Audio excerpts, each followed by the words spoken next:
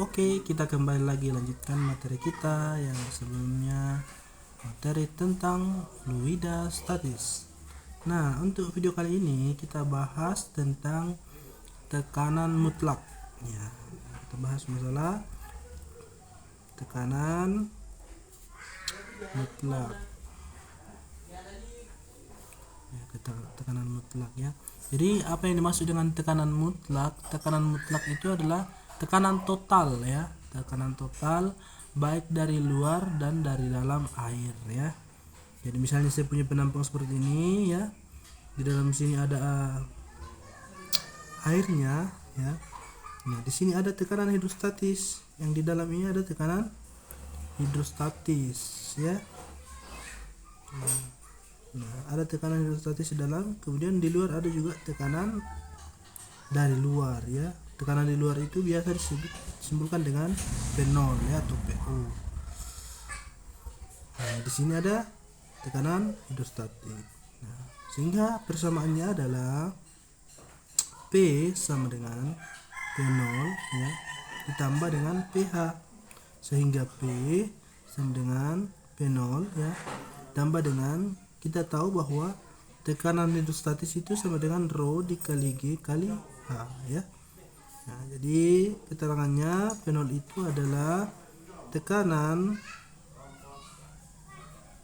atmosfer. Nah, jadi tekanan atmosfer ya. Nah, jadi tekanan mutlak itu hanya pembagian penjumlahan antara tekanan dari luar dan tekanan dari dalam ya. Jadi digabung, dijumlahkan, itu yang disebut dengan tekanan mutlak atau tekanan total. Selanjutnya kita bahas tentang hukum Pascal ya. Jadi kita bahas tentang hukum Pascal.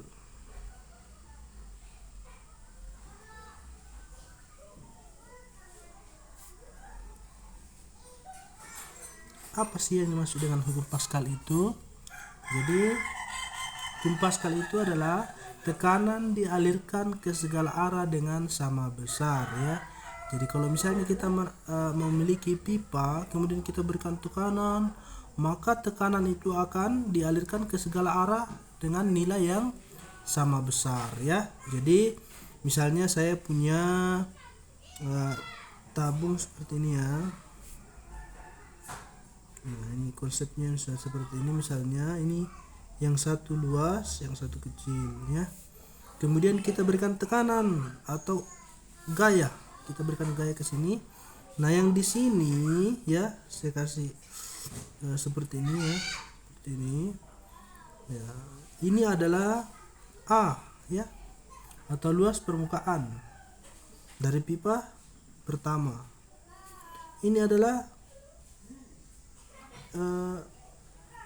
dari sini ke sini, ini adalah A atau luas permukaan dari pipa ke 2 ya, seperti ini ya.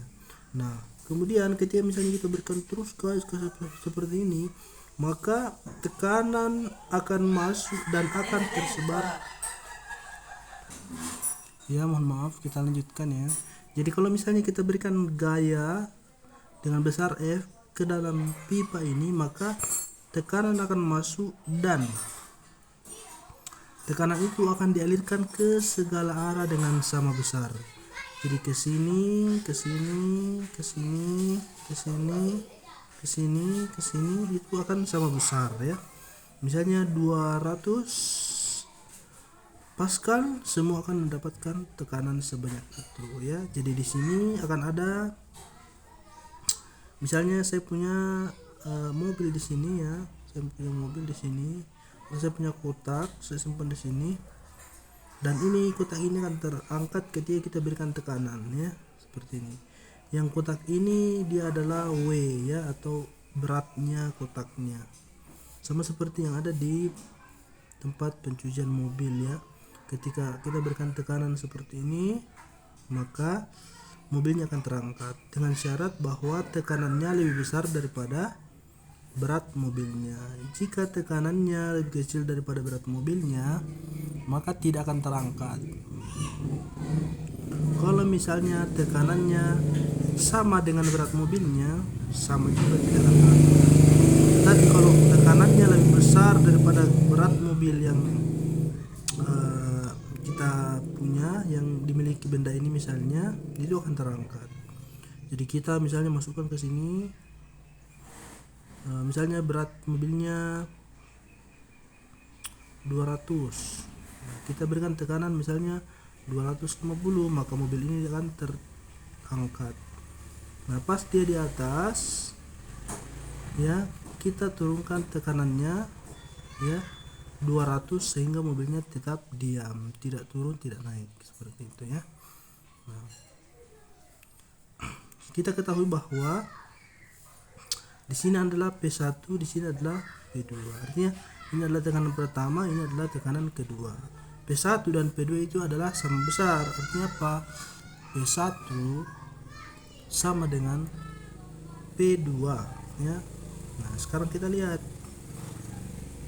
P1 di sini kan F dibagi dengan A1 sama dengan W dibagi dengan A2, seperti itu ya.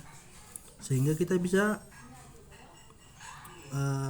kali silang untuk mendapatkan rumus-rumus yang kita inginkan ya. Ini kali silang, ini kali silang, berarti F dikali dengan A2 sama dengan W dikali dengan A1. Nah, untuk mencari F nya berarti F sama dengan W dikali A1 per A2. Nah, kalau misalnya kita mau cari berat mobilnya, W berarti sama dengan F dikali A2 dibagi dengan A1 ya. Kalau misalnya kita mau cari A1 nya, berarti tinggal masukkan A1 nya. A1 sama dengan F dikali A2 dibagi dengan W. Kalau kita mau cari A2 nya, berarti A2 sama dengan W dikali A1 per F ya, seperti itu. Jadi ini tuh jadi turun-turunkan ya. Oke teman-teman ya, seperti itu. Itu hukum Pascal. Jadi rumus hukum Pascal yang umum itu adalah yang ini ya. Nah, sebenarnya ini dari tekanan sebetulnya yang kita ketahui bahwa P sama dengan F dibagi dengan A. Ini sih yang diturunkan. Nah, kita ketahui bahwa F itu adalah gaya ya, satunya Newton. Kemudian A itu adalah luas permukaan atau penampang permukaan, atau satuannya meter kuadrat. Kemudian P itu adalah tekanan, satuannya adalah Pascal ya, seperti itu. Kemudian A itu adalah sudah ya. Kemudian W itu adalah gaya berat ya, gaya berat ini satuannya adalah bersamanya adalah W sama dengan M dikali G. Kenapa G? Karena ada gravitasi bumi. Karena benda yang berat itu selalu arahnya ke bawah, makanya ada gravitasi bumi ya. Sama juga dengan di rumus kecepatan sebenarnya. Nah, sebenarnya di sini kalau untuk kecepatan itu A di sini W sama dengan M dikali A. Tapi karena kan ini bukan kecepatan tapi dia adalah percepatan gravitasi, maka kita ganti A nya menjadi G, berarti W sama dengan M dikali G, seperti itu. Oke. Nah, kita lanjut di tabung pipa U ya, kita lanjut di tabung U ya. Nah, saya coret set ya, kita bahas tentang tabung U ya. Jadi apa sih gunanya untuk mengetahui tabung dengan bentuk pipa U ini? Apa gunanya itu? Untuk menghitung massa jenis zat cair ya. Jadi untuk menghitung massa jenis cair. Jadi misalnya saya punya pipa U seperti ini ya, kemudian ya di sini misalnya saya isi fluida dengan cairan yang berbeda, misalnya di sini adalah roh. Nah, kemudian di sini saya isi lagi dengan cairan yang berbeda lagi, berarti ini kita anggap ini adalah roh 1 dan ini adalah roh 2 ya. Nah, kita ukur, kita lihat ini Nah, di sini ada, ini adalah H1, yang ini adalah H2 ya. Nah, ini saya gambarkan seperti ini.